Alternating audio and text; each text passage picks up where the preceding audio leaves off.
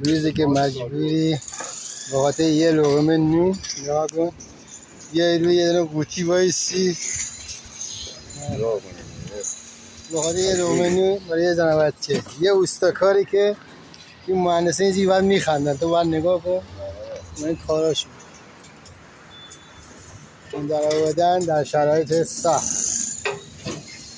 یکی مثل اون مهندس میشه میره پایین میشینه، یکی مثل این کارگر میشه میره روی ارتفاع زیر پا یه قوطی 40 سانتی.